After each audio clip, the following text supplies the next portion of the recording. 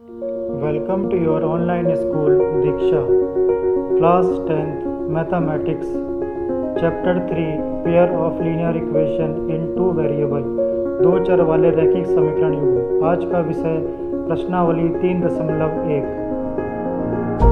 प्यारे बच्चों, आज की ये वीडियो कक्षा 10 के विद्यार्थियों के लिए है जिनका chapter number 3 pair of linear equation in two variable, दो चर वाले रैखिक समीकरण युग्म हम पढ़ रहे हैं। और पिछले वीडियो में हम लोगों ने ये सीखा था कि दो चर वाले रैखिक समीकरण युग्म के हल कैसे निकलते हैं, और हल निकालने की दो विधियां, एक ग्राफीय विधि होती है और एक बीजगणितीय विधि होती है। तो हम ग्राफीय विधि को सीख चुके हैं कि ग्राफीय विधि से ग्राफ बनाकर कैसे हम दो चर वाले रैखिक समीकरण युग्मों का हल ज्ञात करते हैं। ये हम लोगों ने अब तक सीख लिया है। आगे हम आपकी पुस्तक की NCERT बुक की प्रश्नावली 3.1 को हल करने जा रहे हैं। तो इसको हम शुरू करते हैं। इसका पहला प्रश्न को आप ध्यान से पढ़ेंगे। पहला प्रश्न कुछ इस प्रकार से है, इसको आप ध्यान से पढ़ेंगे। आफताब अपनी पुत्री से कहता है, क्या कहता है? 7 वर्ष पूर्व, 7 वर्ष पहले मैं तुमसे 7 गुनी आयु का था। एक बात तो ये कहता है वो अपनी पुत्री से। अगली बात क्या कहता है? दूसरी शर्त, अब से 3 साल बाद, 3 वर्ष बाद मैं तुमसे केवल 3 गुना आयु का रह जाऊंगा। इस स्थिति को बीजगणितीय एवं ग्राफीय रूप में व्यक्त कीजिए। ये आपके पास प्रश्न है। तो आपको जो भाषा दे रखी है, इस भाषा से, इस भाषा को समझकर आपको समीकरण युग्म बनाने हैं। समीकरण बनाने हैं आपको। 2 समीकरण बनेंगे क्योंकि वो 2 बातें कह रहा है, 2 शर्तें हैं यहाँ पे। तो यहाँ पे हमको पहले समीकरण युग्म बनाने हैं। बीजगणितीय का मतलब यही है कि भाषा को पढ़ के पहले उनका समीकरण बनाओ, और उसके बाद जब समीकरण हमको मिल जाएंगे तो बोला गया है कि उनका ग्राफ भी बनाओ, उनको ग्राफीय रूप में भी व्यक्त कीजिए। ठीक, तो चलिए हम पहले समीकरण बनाते हैं। इसका बीजगणितीय रूप हम निकालते हैं कि इस भाषा को हम कैसे समीकरणों के रूप में लिख सकते हैं। फिर हमको वो 2 चर वाला रैखिक समीकरण युग्म मिल जाएंगे और उनके बाद हम उनका ग्राफ बना देंगे। तो चलिए हम बात करते हैं। यहाँ पे देखिए आफताब और उसकी पुत्री की बात हो रही है। तो रफ में मान लीजिए कि ये हो गया आपका, ये आफताब है और ये हो गई उसकी पुत्री। ठीक, तो आफताब अपनी पुत्री से कहता है कि 7 साल पहले, 7 साल पहले की बात की जा रही है। तो मान लीजिए उनकी वर्तमान आयु, इस समय जो उनकी आयु चल रही है, आफताब की आयु आपने मान ली x वर्ष और उसकी पुत्री की आयु मान लिया आपने y वर्ष। ठीक, अब बोल रहा है आफताब अपनी पुत्री को कि पुत्री 7 साल पहले, अब 7 साल पहले की क्या कहानी रहेगी कि 7 साल पहले ये 7 साल कम होंगे। तो 7 साल पहले आफताब की उम्र कितनी होगी? x माइनस के साथ जो वर्तमान उम्र चल रही है उसे 7 साल पहले मतलब 7 कम, और इस प्रकार 7 साल पहले उसकी पुत्री भी वर्तमान आयु से 7 साल कम रही होगी। तो ये 7 साल पहले की कहानी है, इसकी वो बात कर रहा है। ठीक, तो वो बोल रहा है कि 7 वर्ष पहले मैं तुमसे, मतलब आफताब अपनी पुत्री से कितना गुना था? 7 गुना था। तो वो अपनी पुत्री से कितना गुना था? 7 गुना था। ये पहली शर्त है। ठीक, आप समझ गए। उसके बाद ये तो मैं आपको रफली समझा रहा हूँ, इसको हम आगे देखेंगे कैसे हम इसको एक व्यवस्थित रूप में लिख सकते हैं। अब अगली शर्त ये है, वो कह रहा है अपनी पुत्री से कि अब से 3 साल बाद, अब मतलब वर्तमान से। तो वर्तमान से 3 साल बाद का मतलब क्या होता है? बाद मतलब तो जुड़ जाते हैं। जैसे मान लीजिए अभी आप लोगों की उम्र कितनी है? अभी मान लीजिए आप लोगों की उम्र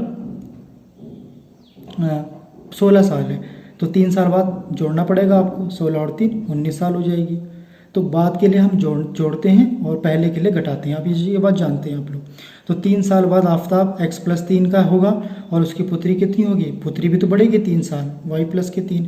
अब वो कह रहा है कि 3 वर्ष बाद मैं तुमसे, मतलब आफताब 3 गुना आयु का रह जाऊंगा। किससे? अपनी पुत्री से 3 गुना आयु का रह जाऊंगा। तो ये दोनों शर्तें आपको दे रखी हैं और इन्हीं से आपको समीकरण बनानी है, समीकरण युग्म। तो चलिए इस सब को हम एक व्यवस्थित रूप में लिख लेते हैं। माना आफताब की वर्तमान आयु x वर्ष और आफताब की पुत्री की वर्तमान आयु y वर्ष। ठीक, अब पहली शर्त क्या थी? 7 साल पहले क्या कह रहा है? आफताब की आयु कितनी होगी? x माइनस के 7 वर्ष और उसकी पुत्री भी 7 साल कम होगी, उसकी पुत्री की आयु 7 साल कम, y माइनस के 7 वर्ष वर्तमान से। ठीक है, अब प्रश्न के अनुसार जो पहली शर्त है वो ये है कि आफताब कह रहा है कि 7 साल पहले, अर्थात ये, मैं तुमसे 7 गुना आयु का था।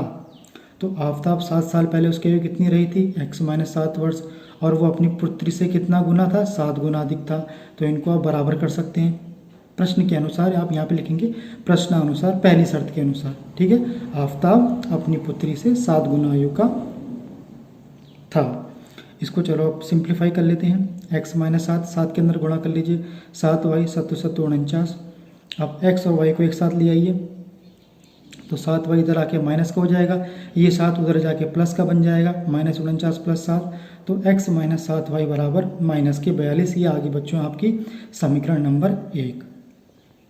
जो पहली शर्त थी कि 7 साल पहले आफताब अपनी पुत्री से 7 गुना आयु का था, उससे आपने ये पहली समीकरण बना ली। ठीक, अभी आपने जो दूसरी शर्त है उससे भी आपको दूसरी समीकरण बनानी पड़ेगी।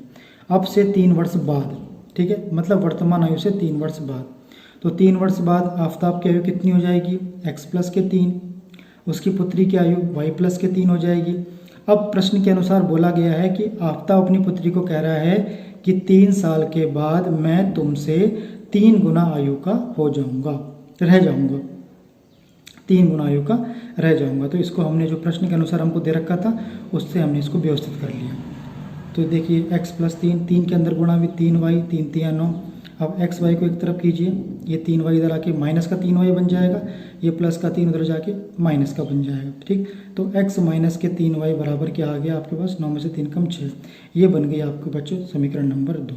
तो आपने देखिए दोनों शर्तों से जो आपको भाषा दे रखी थी उससे आपने ये 2 समीकरण युग्म बना लिए, और आप देख सकते हैं कि ये दोनों कैसे हैं, 2 चर वाले रैखिक समीकरण युग्म। देखिए इसमें 2 चर प्रयोग हो रहे हैं x y, इसमें भी x y प्रयोग हो रहा है, और चरों की घात 1 है, इसलिए हम इनको 2 चर वाले रैखिक समीकरण कह रहे हैं। और युग्म इसलिए कह रहे हैं क्योंकि आपके पास 2 समीकरण बन चुकी हैं।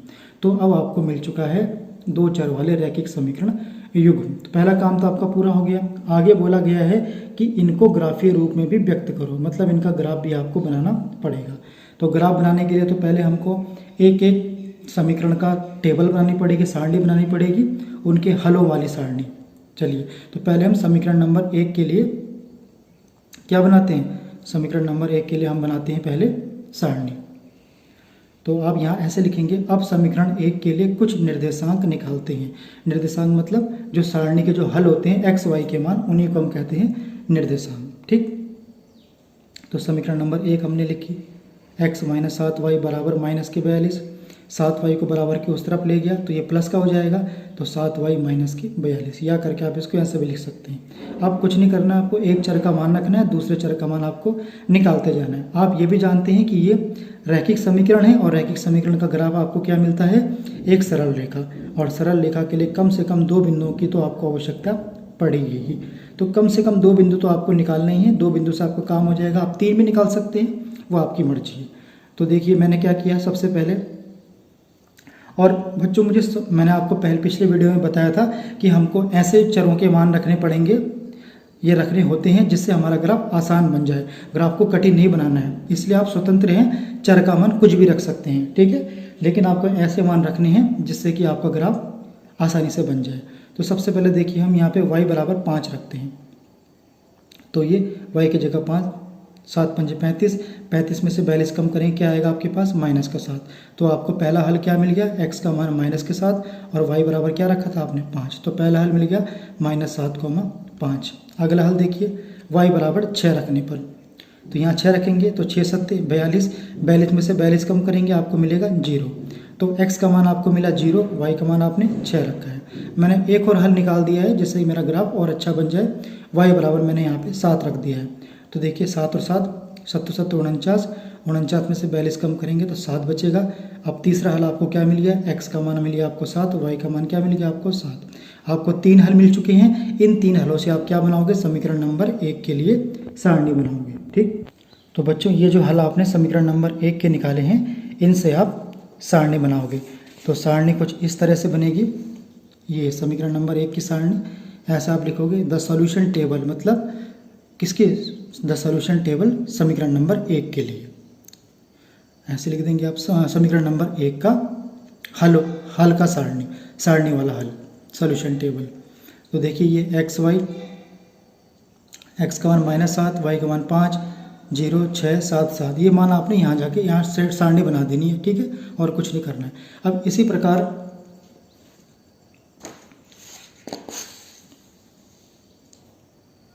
जो समीकरण नंबर, अब इसी प्रकार की सारणी बच्चों हमको समीकरण नंबर 2 के लिए भी बनानी है।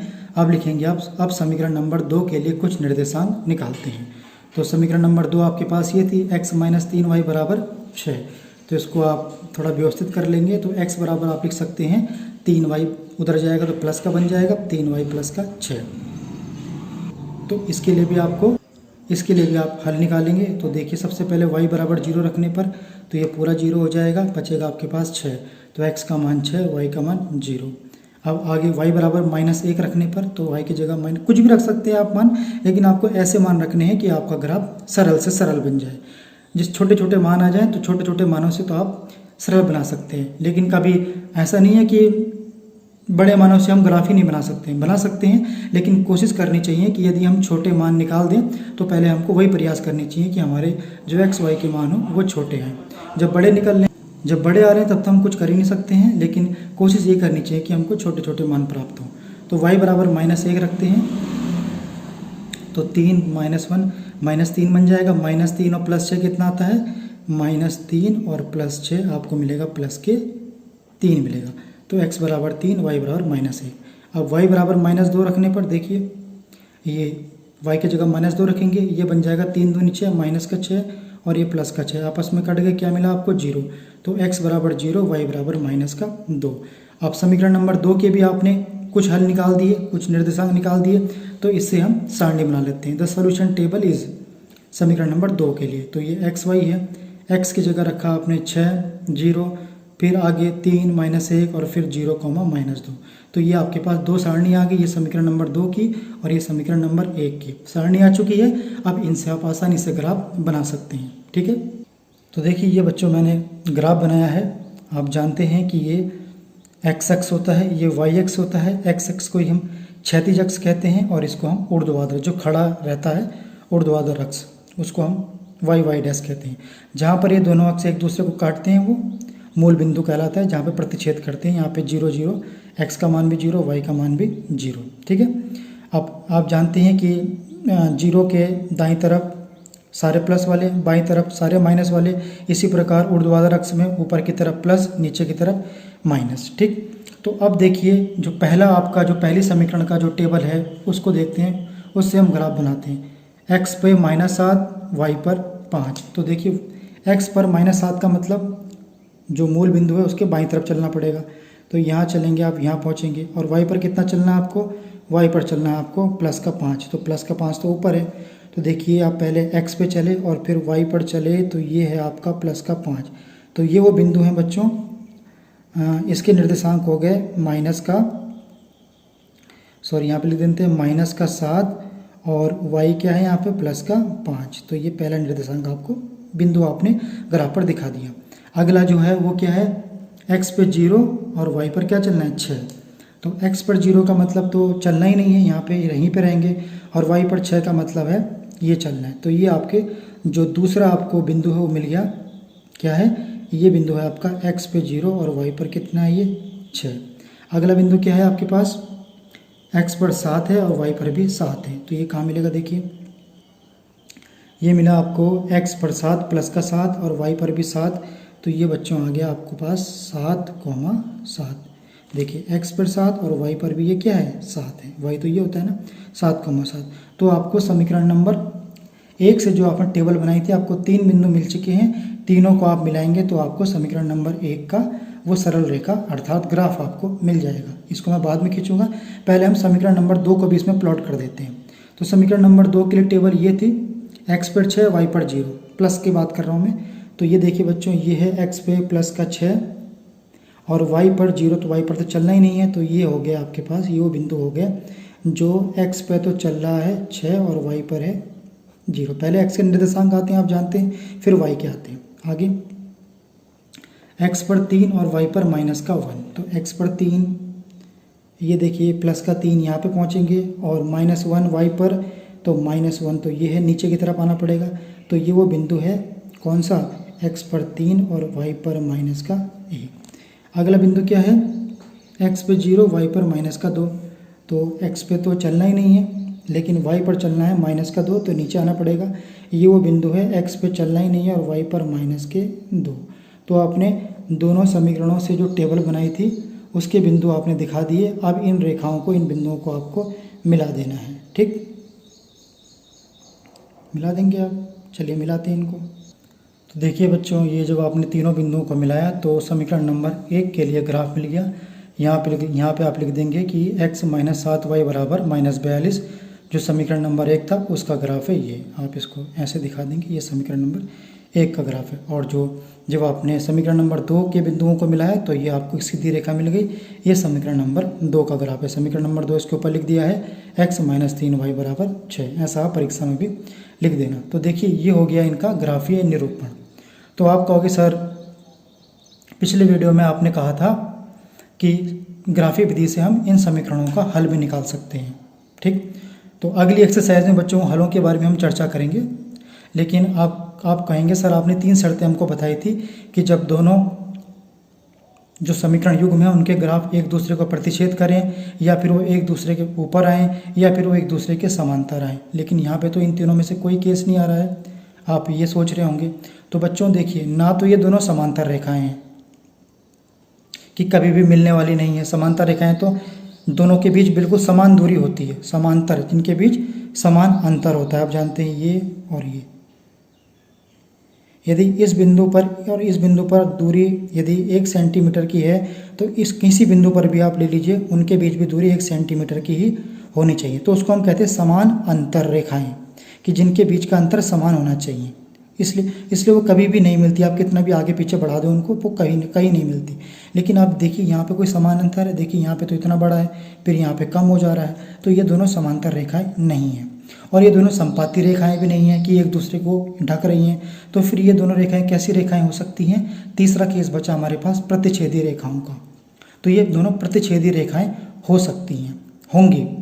पर आप कहोगे सर एक दूसरे को तो काट ही नहीं रही हैं, तो ये प्रतिच्छेदी रेखाएं कैसी होंगी।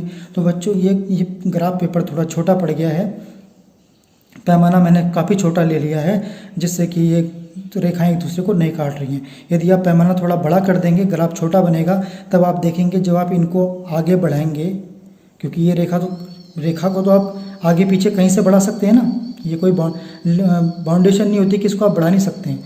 तो जब आप इसको आगे बढ़ाएंगे और इसी प्रकार इसको भी बढ़ाएंगे, तो कहीं ना कहीं एक निश्चित बिंदु पर ये दोनों रेखाएं एक दूसरे को काटेंगे जरूर।